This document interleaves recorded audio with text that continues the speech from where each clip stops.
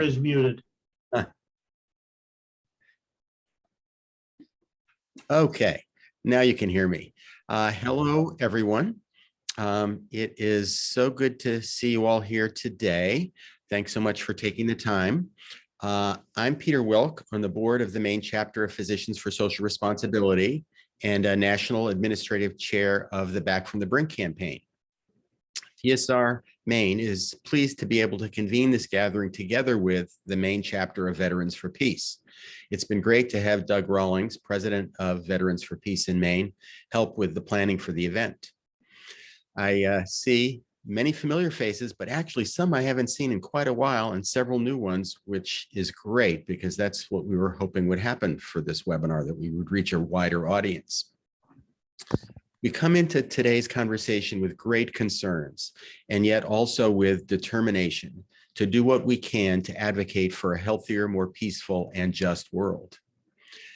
Sometimes it can be very discouraging these days to wake up in the morning and start digesting the news of the day.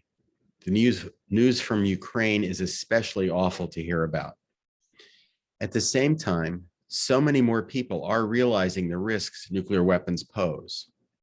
We are entering a new era of public reconsideration over the direction of U.S. nuclear policy. So today's conversation is intended to be part of that reconsideration. We're most fortunate to have three great speakers from across the country to kick off the discussion. First, we'll hear from Martin Fleck, a good friend and colleague who is program director for PSR's National Nuclear Weapons Abolition Program, where he develops and implements national campaigns for nuclear disarmament, nuclear non-proliferation, and sensible budget priorities. And I'm going to introduce all three speakers, then they'll each introduce each other one more time when we get going. So next, we'll be hearing from Ken Mayers, who is a national board member of Veterans for Peace and former Marine Corps captain, who has been an activist for peace and a multitude of other social justice causes for over 50 years. Then we'll hear from Jasmine Owens, lead organizer and policy coordinator for PSR's Nuclear Weapons Abolition Program. Jasmine has a passion for nuclear abolition and a deep commitment to making messaging around nuclear weapons more accessible to the public, which she'll probably be sharing with you later today. Finally, I'll come back and share some opportunities here in Maine to advocate for the 5 sensible policy solutions called for by Back from the Brink, which PSR Maine and Veterans for Peace in Maine strongly support. Shane already mentioned we're recording the presentations to be able to share them later with others. We will have these 4 presentations in sequence, should take about 40 minutes, maybe 45, and then still have time to have some Q&A. Shane's already mentioned folks are going to be kept on mute during the presentations. The chat, however, will be open throughout the hour, but we're hoping you'll use it to share questions for the presenters and not so much for carrying on separate conversations that would distract from their presentations. And when we get to the Q&A part of the program, Shane, who's executive director of PSR Maine, will be monitoring the chat and she'll be asking the questions and may insert other helpful comments along the way, depending on how this goes. And depending on how many questions there are in the chat, we may take some verbal questions at the end. So I'm going to turn it over to you, Martin, to kick things off. Great. Thanks so much, Peter. And thanks to Shane for organizing this. Thanks to everybody who's taken time out of your day for this discussion. And, you know, I have to say that I looked at Reuters this morning and I would have been so happy. This is one of those rare times when I would have been so very happy if I looked at the news and found out that the subject matter of this slideshow or this, presentation, this webinar today had become kind of obsolete, right? Because peace had they had figured out a peace agreement. But no, that's not what I saw on Reuters News this morning. Unfortunately, it's more of the same. There's no sense really sugarcoating this situation that we're in or looking for silver linings. I mean, as organizers, professionals, people who are working on disarmament, of course, we're looking for the opportunities for organizing in a situation like this. We often find ourselves in some kind of horrible situation and looking for the opportunities, but I really can't pretend that I'm going to sugarcoat this or make this seem like this is not a very serious threat we're in. Another thing, it's kind of, I was looking forward to talking about Ukraine with you. And then when I really started thinking about my presentation, I realized how difficult it is to give a presentation like this, because there's the need to be objective, even when so much of the information that's coming to us is coming through various filters. Right? I mean, there's a lot of different sides of this story, and we are not necessarily privy to what's actually happening, right? I mean, we're only seeing what is shown to us. And it's difficult to figure out, to get through the fog of war, the misinformation, the disinformation, frankly, and the war hysteria. So I'm going to really try to, in my brief remarks here, and I do have a couple slides, I'm going to just try and kind of stick to the facts for the most part. I'm going to give you an example. I have seen a narrative that like Ukraine, or maybe a feeling that Ukraine is winning this war, and don't believe that. Ukraine is not winning this war. Ukrainian cities have been reduced to rubble. No Russian cities have been reduced to rubble. So it's not like winning. They are certainly putting up a spirited defense, and I think a lot of people have been surprised at how it's gone, but to say that Ukraine is winning the war, I think is quite a stretch. So I'm going to just try and focus on the facts. Okay, I'm going to try and share my screen here. See if it works. We like that one right there. Okay, can you see that?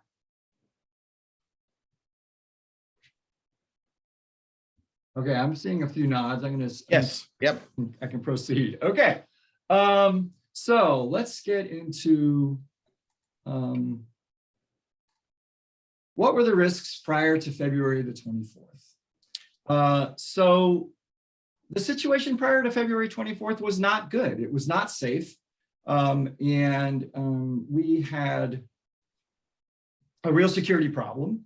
And the Bulletin of Atomic Scientists has a doomsday clock. The doomsday clock was set to 100 seconds to midnight. So we are in a stressed situation before the invasion of Ukraine. And I was asked to kind of talk about, well, what's the nuclear weapons situation basically? So I found this chart from the Federation of American Scientists, and it shows 12,700 total warheads, nuclear warheads spread around the world. And if you see, some of these nations have a little up arrow next to them, and what that means is their arsenals are still either growing or improving. And so that's bad. And as you can see here, Russia and the United States have the vast majority of these weapons. Over 90% of the weapons belong to those two. As bad as this is, by the way, it's important to keep some historical perspective that at one point, I think there were 40 or 50,000 nuclear weapons in the world. And so actually the numbers have gone way down as the accuracy of the weapons have gone up. Okay. Let's do this.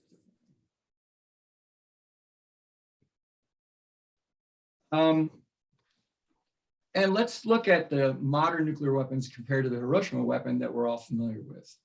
So I dug up this picture. This is a mobile Russian weapon. It's a long-range weapon on a truck, and that's an 800 kiloton weapon. So let's remember that Hiroshima was a 15 kiloton weapon, and it destroyed most of the city of Hiroshima.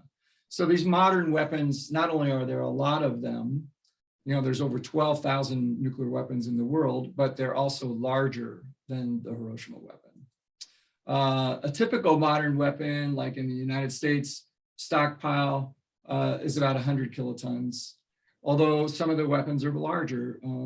The Trident submarines, for instance, are carrying weapons that are 100 kilotons, plus some others that are like 450 kilotons. So 100 kilotons is 6.5 times Hiroshima. This weapon that's pictured here is 53 times the power of Hiroshima. So needless to say, if it's dropped on a city, that city's going to be gone.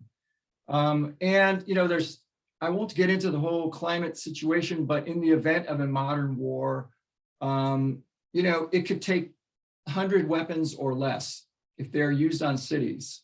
Anywhere in the world, it could put enough soot. If those cities burned, it would put enough soot into the atmosphere that it would cause climate disruption, basically cooling, and it could upset agriculture such that 2 billion people would be at risk of starvation. So it's important to keep that in mind also about these nuclear weapons in the modern day.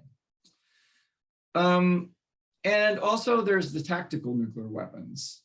And these weapons are, they're smaller. They're typically smaller in their kilotons, but they're also more dangerous because there's more of a temptation to use them. And I'm proud to say that PSR all along has always been opposed to these smaller nuclear weapons because they're more usable. And so as we can see here in the United States, we have about 230 of these that are still operational, 130 of them in the United States. Those would generally be delivered by like the B-2 bombers and the B-52s. There's also 100 of them already pre-positioned in 5 European countries. 60 of those are actually available to our NATO allies, apparently. I mean, needless to say, the United States would have to approve their use, but the Russians have a lot, according to the Nuclear Notebook, the Russians have a lot more tactical nuclear weapons, 590 in the Army and the Air Force, 935 in the Navy. I saw that the Moskva was sunk, and I had to wonder, and maybe we'll find out about this. It is not impossible that there were tactical nuclear weapons on board that ship. I have to wonder. That would be a broken arrow situation. So now we get to February 24, and I just wanted to tell you that as a peace person and somebody working on disarmament, that it was a horrifying moment when I got up that morning and looked at my news feed, and I saw this film that somebody had taken on their camera, on their phone, of the Russian attack coming across the Dnieper River and going to attack the Hostomel air base. It was just absolutely horrifying, thinking the unthinkable. I don't know, there had to be 30 or something of these helicopters going into attack. So things changed. I'm afraid we're now in a different era. So the risk, what's the risk of nuclear weapons being used? Let's just kind of look at what's been actually said. So here's what Putin said on February 24th. Today's Russia remains one of the most powerful nuclear states. Moreover, it has a certain advantage in several cutting-edge weapons. And I think that's an inference to hypersonic weapons. In this context, there should be no doubt for anyone that any potential aggressor will face defeat and ominous consequences should it directly attack our country. And that same day, he said a few very important words for those who may be tempted to intervene in the ongoing events. This is him speaking to the rest of the world, to the West, basically. Whoever tries to hinder us or threaten our country or our people should know that Russia's response will be immediate and will lead you to consequences that you have never faced in your history. So that, I'm afraid that kind of reminds me of Donald Trump talking to North Korea and talking about how you will face fire and fury and all that. And then on February 27th, he made quite a stir because he said, I gave orders to the defense minister and chief of the general staff to introduce a special combat duty regime in the Russian army's deterrence forces. And I got to tell you that actually, it doesn't mean that much. I mean, the strategic forces are on active duty all the time. Same with the United States forces, they're ready to go. And so everybody's trying to figure out what this means, but it was primarily, I would say, a threat, but nevertheless relevant to our conversation about, does that mean that the risk went up? Yes, there's no doubt that the risk went up. So what did Biden say? When he was asked, is this thing likely to go nuclear, Biden categorically said no, that was a good move on his part. But then he went to Poland, and on March 26th, he said, for God's sake, this man cannot remain in power. And I got to tell you that, yes, factually, there's no way that lowered the risk of this conflict going nuclear. That could only have made it worse. So what's the speculation about risk?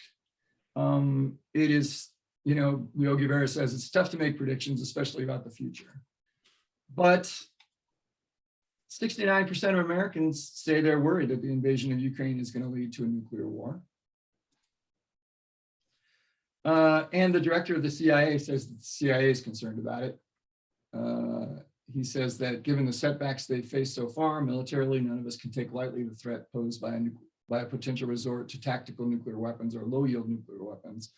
We don't, and this does help explain why PSR has been opposed to these tactical and low-yield weapons. So what can Americans and all of our diversity do to reduce nuclear risks? With regards to the, hold on just a second here. With regards to the Ukraine crisis, you know, there's not that terrible much we can do. We can help President Biden see that he has support in the United States for resisting boots on the ground, which, you know, he has said we will not commit soldiers to go and fight in Ukraine. We can also help Biden see that he has popular support for resisting imposing a no-fly zone, which Zelensky keeps asking for, and sounds really good, kind of like at first glance, that sounds like a great idea, but in fact, it would be extremely dangerous and would definitely take us closer to a higher risk of nuclear war. There is an Avaz petition that PSR has been promoting.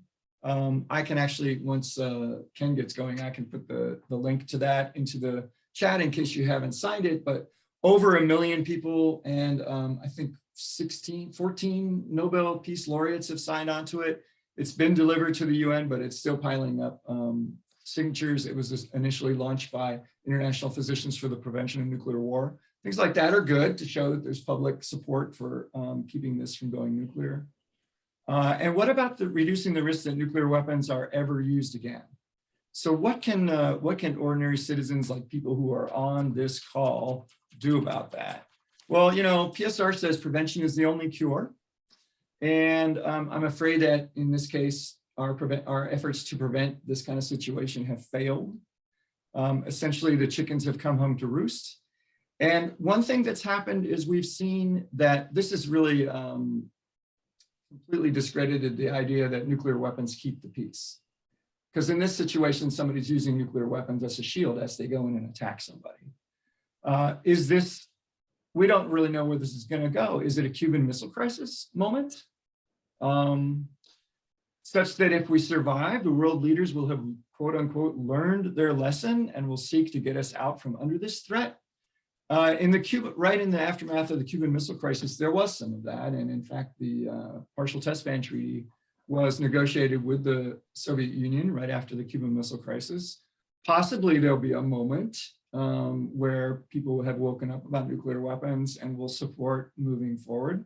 You know, it's a nice idea, but frankly, unless you and I take the steering wheel into our own hands and start making demands, the military industrial complex is going to have a field day with us about why we need to arm up, why we need more nuclear weapons, why we need better nuclear weapons, et cetera, et cetera. Right now, the early indicators aren't good. We're seeing various countries that have stayed out of NATO, you know, are now saying that they want in. The Biden administration released their budget. It includes more than $813 billion for national defense spending. That's an increase, or what we call military spending. It's an increase of over $75 billion from President Donald Trump's last military budget. Officially, that budget calls for $51 billion in nuclear weapons programs. That's a 17% increase from fiscal year 2022. There's a lot of other ways to measure nuclear weapons spending.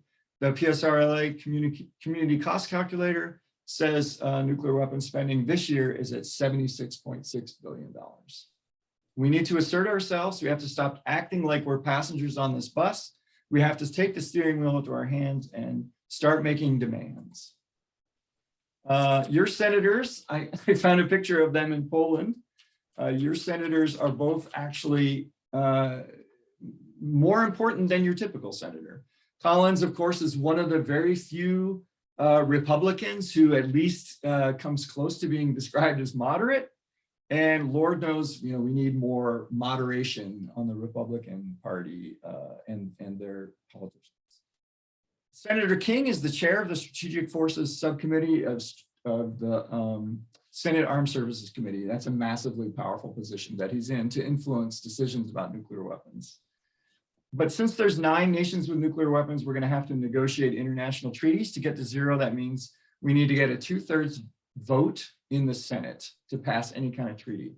So if there was a vote now in the Senate for a global treaty to eliminate nuclear arsenals, would Angus King and Susan Collins vote yes? That's what you got to ask yourself. And if not, what will it take to get them there? What if there was a vote in the Senate to cut the military budget by 10%?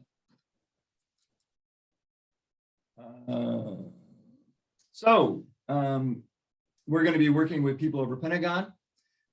PSR is working for a just transition, and a little later on, Jasmine will talk to you about demand access. We're building a cohort of young health professionals. If you're a health professional under 35, Jasmine wants to hear from you. Back from the Brink is organizing a hub here in Maine. This summer, there'll be the meeting of the states parties of the Treaty on the Prohibition of Nuclear Weapons, and the Non-Proliferation Treaty Review Conference comes up this summer. So there'll be plenty of opportunities to make noise and commotion and draw more attention to nuclear weapons. And I think I've gone on long enough. So now I have to stop screen sharing and introduce the next speaker, who is Ken Mayers of Veterans for Peace. I remembered to unmute myself. Pretty amazing. Yes, I am Ken Mayers, and I've been a member of Veterans for Peace. Was founded, of course, in your state of Maine, thanks to Doug Rawlings and a handful of other vets there in 1985 in response to Reagan's Central American policies. And it spread as far as Vermont in 1986 when I joined, and that's where I lived then. Now live in Santa Fe, New Mexico, virtually in the shadow of Los Alamos National Laboratories, home of the bomb, and an expanding home of the bomb. Plans call for Los Alamos to hire another 3,000 people this year to work in the modernization programs for our nuclear weapons. So that threat not only continues, it continues to grow. Here in Santa Fe, we have a protest on a major corner in Santa Fe every Friday. I've been having one since the first Friday of August 2002, every Friday, and it continues, and we'll keep at it. From time to time, we go up to Los Alamos and protest up there.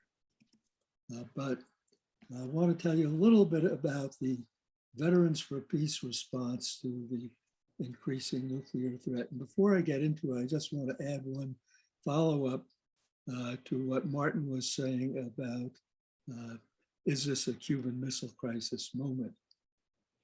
Very interesting to note that Theodore Postel, retired MIT professor, was regarded as one of the foremost experts on the Russian nuclear capabilities, and particularly their early warning capabilities, has observed that the Russian early warning facilities are not nearly as comprehensive as those in the United States. That thanks to modernizations for the last decade, we really have a global set of observations on every missile launch and so forth. The Russians don't.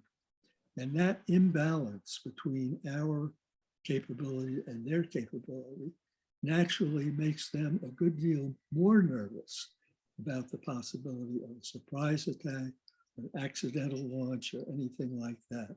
So that they are much more likely to have itchy fingers on that hair trigger than we are, which makes this a particularly dangerous point. And he would argue, and I think Bill Perry has echoed that argument, that this is a more dangerous situation than the Cuban Missile Crisis was. And with that, I'm going to share my screen.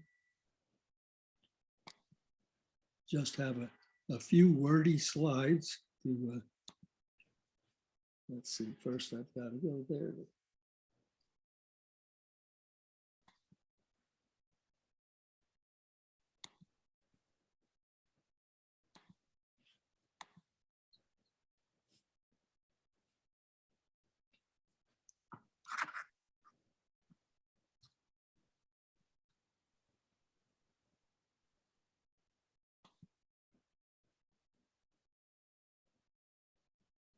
Okay, can you all see my screen?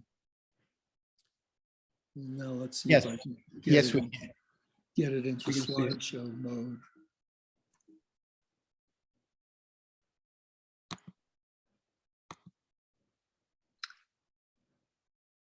Okay, in anticipation of the administration's nuclear posture review, back in October, we decided that we would launch a preemptive strike of our own and issue our own nuclear posture review before Biden came out with his. We felt that this would be particularly appropriate because we more or less anticipated what his nuclear posture review, and we're not happy about what it was going to be.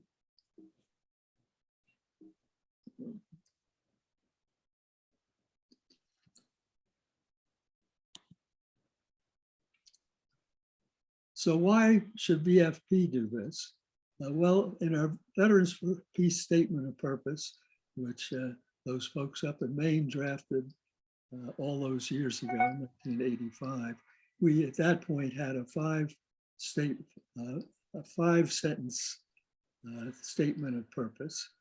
It's expanded to 7, but in the original statement of purpose, it included end the arms race and reduce and eventually eliminate nuclear weapons. So we have been calling for the total elimination of nuclear weapons for all these years. And in fact, I suspect those Mainers were largely inspired by PSR, which was way ahead of us in the game. In fact, I was a supporter of PSR before Veterans for Peace was founded. And I really appreciate PSR stepping up and offering this event. So what's a nuclear posture review? Well, we've been having these nuclear posture reviews since the Clinton administration ordered the first one, 1994. And each administration, in its early years of administering the country, has issued a nuclear posture review.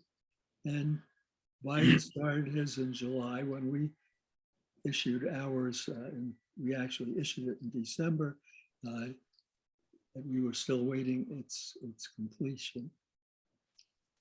But what's interesting to note is kind of the recurrent history of nuclear posture reviews coming out and offering a hope of developing a more sane nuclear posture, but then actually reversing it and becoming worse and worse. So Clinton's in 1994, of course, was shortly after the collapse of the Soviet Union. And we thought that, and Bill Perry at that point was the Secretary of Defense, and said, we're at the threshold of a decade of planned reductions. Well, the planned reductions, of course, did not happen. When Bush came in, it was after, they issued theirs after 9/11 and were more concerned with terrorism and with the Soviet Union, which had disappeared, China, which had not yet become quite as powerful as it is now. And they were building theirs on what they call the new triad, which is going to depend heavily on improved intelligence capabilities, improved command communications and capabilities. And of course, we learned over time that those new intelligent capabilities were going to rely heavily on torture. And after a couple of decades of totally unsuccessful war on terror, the focus has shifted back to the traditional Cold War enemies. Obama came in and we all thought, oh, things are going to get better now. In fact, Veterans for Peace membership has declined significantly since Obama came into power because we thought, oh, we've won. Well, we hadn't won. Obama's NPR called for making much needed investments in our aging nuclear infrastructure. Well, that series of much needed investments is now expected to cost close to $2 trillion. That's trillion with a T, over the next 3 decades. And we're seeing that manifested here in the shadow of Los Alamos National Laboratories.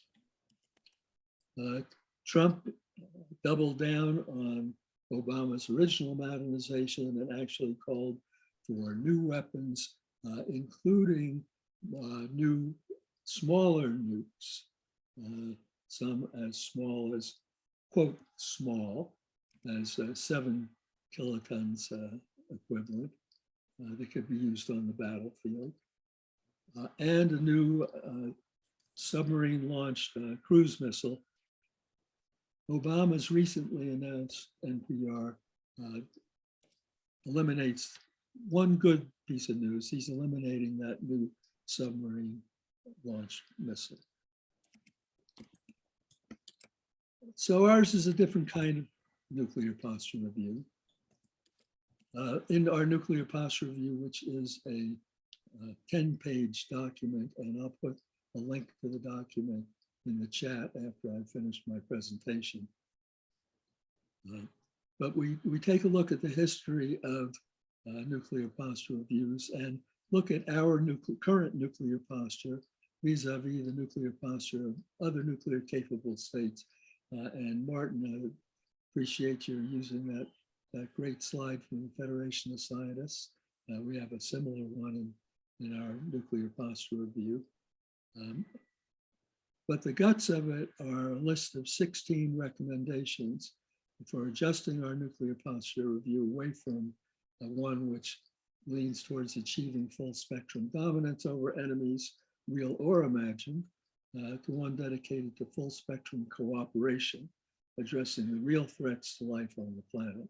Because I'm pretty confident that certainly my fellow panelists and probably all those who have been good enough to dial in all agree that as great a threat as nuclear catastrophe is, as Perry and others say, the risk of nuclear weapon may be small, but the total catastrophe they represent is so huge that you can't afford that small risk. Well, the risk of climate change is virtually 100%. And so unless nations can do away with their war toys and focus on the climate crisis in the long run, and that's not, the long run's getting shorter all the time to a nuclear catastrophe. So we've got more important things to do than continue this foolishness of war in general, nuclear war in particular. And with that, I will stop sharing the screen and give you kind of a quick rundown on what the guts of our recommendations are, because they are effectively built on the Back from the Brink proposals, but then go beyond that. And it's not because we think the Back from the Brink proposals aren't sufficient. We think they're the ones that are essential to the current moment. But moving beyond the current moment, we have to go further. And so that's what our nuclear posture review does. And we break the proposals into 3 groups. There's a set of proposals which we can actually, the United States could move towards unilaterally without having to gain advance agreement from any other country. First is to announce and implement a no first use and no launch on warning policy by separating warheads from delivery vehicles. We think that without doing that step of separating the warhead from delivery vehicles, nobody's going to believe the policy statement. And of course, those separations would have to be subject to inspection. Decommission ICBM weapons in silos. Since these weapons in silos are well known, they're vulnerable targets and can only be used for a first strike. So if we announce the first strike, we should decommission the ICBMs and the silos. I think the Trump administration led to the sobering thought in a lot of communities that It's insane to have one man or woman be able to authorize the launch of nuclear weapons. So we want to replace the president's sole authority to launch a nuclear attack with a safer, more collective process, less likely to lead to a rash decision. And we want to eliminate the THAAD and other anti-ballistic missile systems. It was our abandonment of the anti-ballistic missiles treaty, which really led to the Russian increase in demands for a new security posture in Europe. The limitation of anti-ballistic missiles was the most effective treaty we had going, limiting both nations to initially to 2 sites and then to 1. But when we walked away from that treaty and subsequently walked away from other treaties, it increased the Russian urgency to enhance their security position and insist that a nation's security not be bought at the expense of other nations' securities.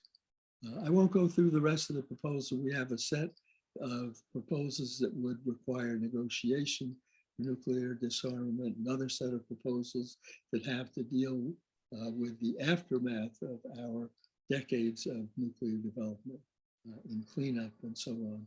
But I would urge you all to get copies of our nuclear posture review, share them with your representatives. Can't hurt for them to have too many on their desks.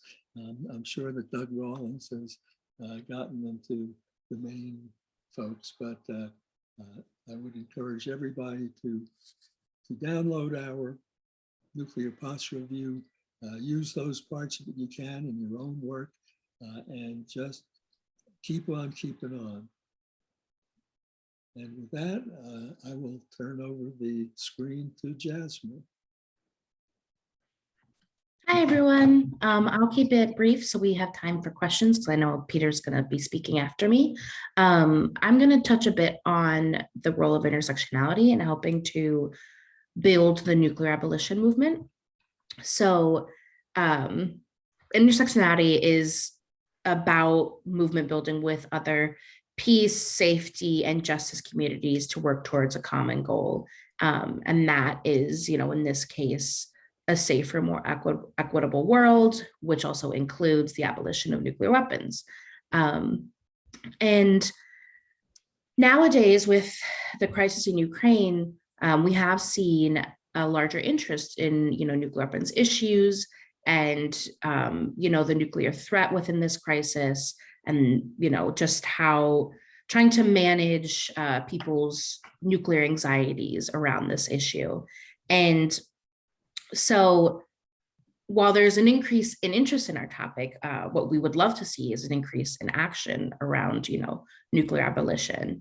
And one way that we have found that really helps is linking, the threat of nuclear weapons with other issues that people care about and that are more proximate in their daily lives. So, linking it with the threats of climate change and, how these two issues intersect, linking it with, income inequality and the fact that, we spend all of this money on our military, and yet we don't have enough resources to, maintain proper public health infrastructure to prevent future pandemics and other, health crises.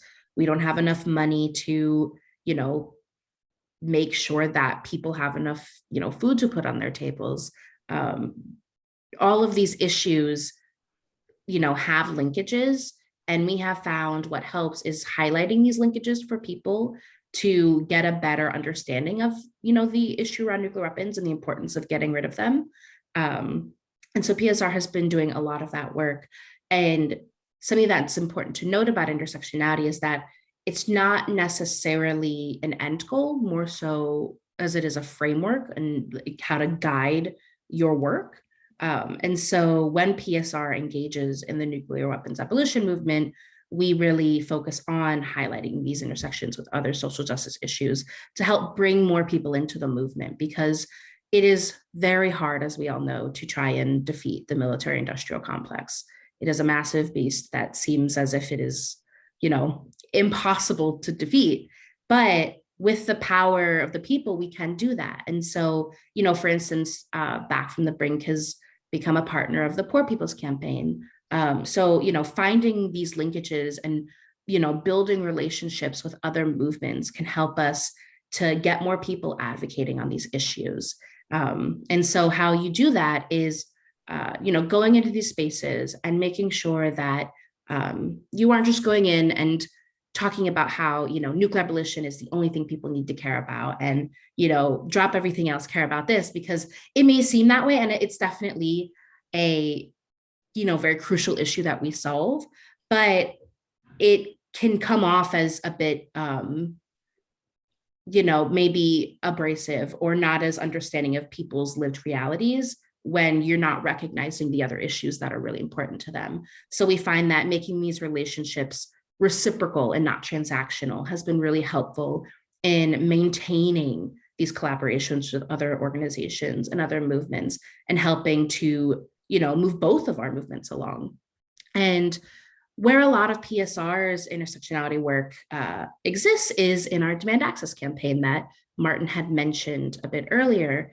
And this campaign came out of, the pandemic and understanding that injustice is very much inherent in our federal spending decisions. And, Congress has such misplaced priorities that have resulted in an awful response to the pandemic that has, put such a crushing burden on our health professionals, and really addressing these links between health and security that haven't really been talked about too much before. And so the point of this campaign is this idea that for as long as we fund violence to keep the peace, our access to healthy minds, bodies, environments, communities is always going to be denied. And so we have created a steering committee of young health professionals who we feel are the most qualified to speak on this intersection of health and security, because they understand this vital importance of, a robust public health infrastructure, while also being tapped into what other issues are at the forefront of people's lives and how those also impact public health. And so we've created this campaign to really target the military budget and divesting funds away from this astronomical budget to go towards, needs that people actually, they need that actually have to be addressed. And I'm going to drop a link for the survey for the steering committee in the chat, in case you know any young health professionals who'd be interested in joining this campaign. I believe I just dropped that in there. And yeah, I'll kind of keep it at that, because I know we're running short on time. But, intersectionality we have found has been really helpful in getting the message out there about nuclear weapons and the importance of abolishing them, and has helped us to make, relationships and partnerships with organizations that we, hadn't really worked with before. And, all in the ultimate goal of broadening the nuclear abolition movement to, hopefully one day, see a world without nuclear weapons. And so that is the end of that. And if you, excuse me, if you ever want to chat more about intersectionality and, how to implement it in your work, I believe Shane has put my email in the chat. So you can definitely reach out and we can have a conversation. But I will pass it over to you, Peter. All right. Thank you so much, Ken, Martin, and Jasmine, for the excellent presentations, setting some context for what we can do here in Maine to help change nuclear policies. And Martin already alluded to a few, but I'm going to expand on it a bit.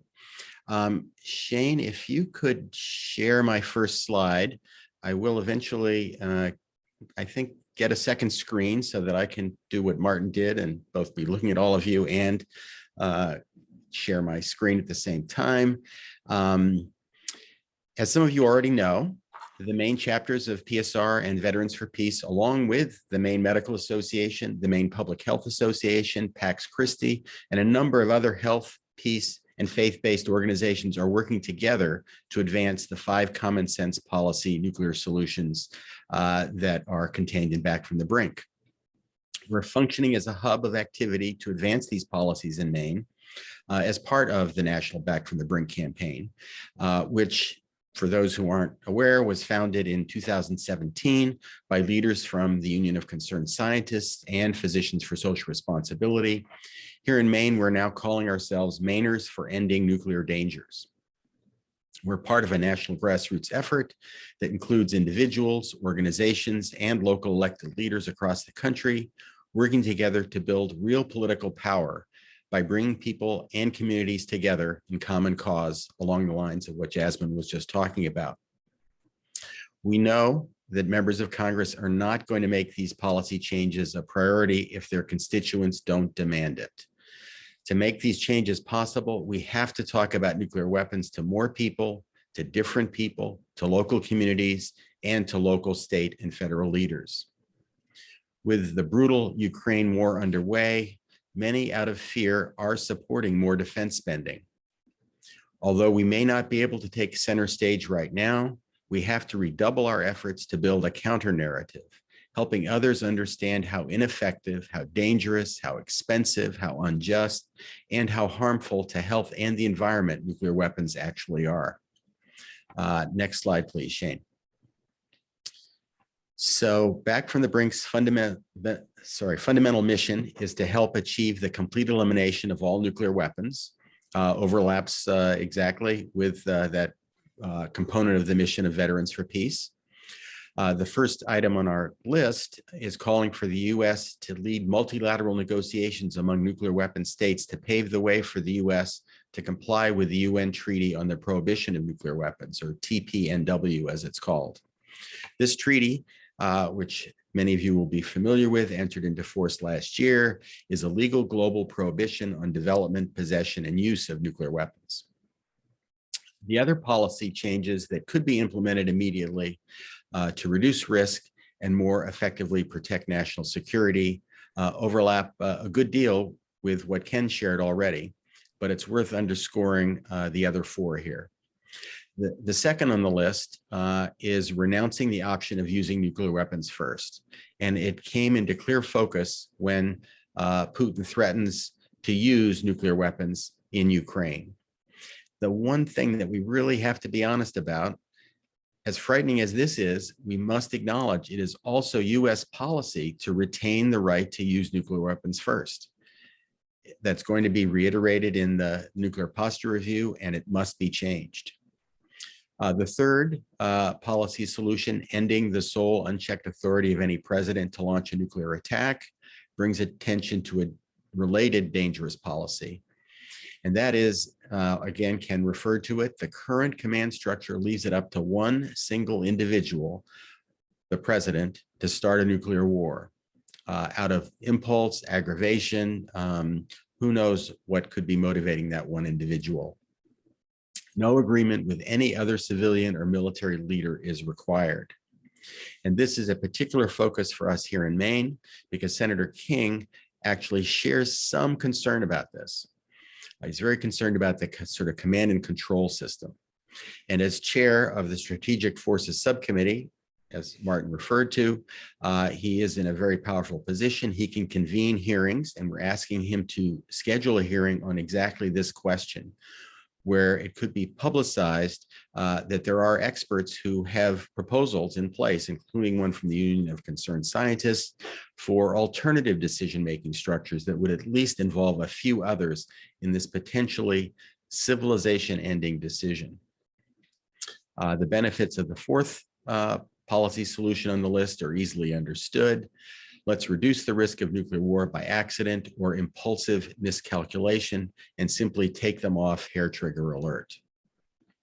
Finally, let's slow down the current nuclear arms race, stop provoking it, use the resources saved for the urgent unmet domestic needs that Jasmine was referring to. So the fifth is simply stated, cancel a plan to replace the entire U.S. arsenal with enhanced weapons. We know we have to start somewhere in that goal. And here in Maine, we're focusing on one particularly dangerous and unnecessary new weapon system that the Biden administration actually has proposed stopping. Ken mentioned it already. That is the new nuclear-capable sea-launched cruise missile. It's particularly dangerous because it's designed to carry either a conventional or a nuclear warhead, and therefore an adversary cannot tell which, if and when it's launched, so that they may be tempted to respond as if it's a nuclear launch. Besides it being dangerous in that way, it's simply unnecessary, with which Congressman Golden seems to agree when we last met with him. It duplicates the functions of existing deployed weapons on cruisers and submarines already. So with our encouragement, we hope that he may vote against it. So with all that said, all that you've heard today, the most important question is, how are we going to persuade our members of Congress to implement these policy changes? As I said at the beginning, and Martin and the others have all said, we have to build a more powerful movement, starting with local education and advocacy. And that's what Mainers for Ending Nuclear Dangers are trying to do. So one more slide, Shane, please. So here in Maine and all across the country, local activists are educating themselves and fellow citizens, building support for town and city council resolutions that endorse Back from the Brink's 5 policy solutions. We've already succeeded in accomplishing this in Portland, Bangor, and Hallowell. So if you look through all these town and city logos, you'll see Portland, Bangor, and Hallowell are included. There are 58 municipalities across the country that have voted to adopt such resolutions, including some large cities, Baltimore, Los Angeles, Salt Lake City, Tucson, Boston, Minneapolis, many other cities, also many smaller towns across the country. Another slide, please, Shane. So how to organize locally. What are we doing in Maine? We need your help to secure more of these municipal resolutions in Maine. Each resolution paves the way for the next, as local leaders can see they are joining other towns and cities throughout the country and are part of a larger movement to abolish nuclear weapons and reform U.S. nuclear weapons policy. It's been very helpful, in fact, to secure municipal resolutions and in our meetings with our members of Congress to have participants from a variety of Maine health, peace, and faith organizations. And appreciate that many of you are from some of those organizations on this call today. Next slide, Shane. So finally, consider making your views known. Write a letter to the editor. Now more than any time in recent memory, stories related to nuclear weapons are in the news. Help us build a counter narrative to the notion that nuclear weapons provide security. Underscore the dangers and the risks. Underscore the alternative approaches to national security. If you're considering writing a letter to the editor, we'll be glad to send you talking points and help you with your draft. So we're going to turn the slides off for the moment and go back to everyone on our screens. We have just a few minutes left, but we're prepared to, understand that some of you are on tight schedules, just taking a break for lunch hour at work. But for others who want to stay on for a few minutes, I think all the presenters can stay for a few more minutes as well. Shane is going to read any questions that have appeared in the chat. And I'm going to turn it to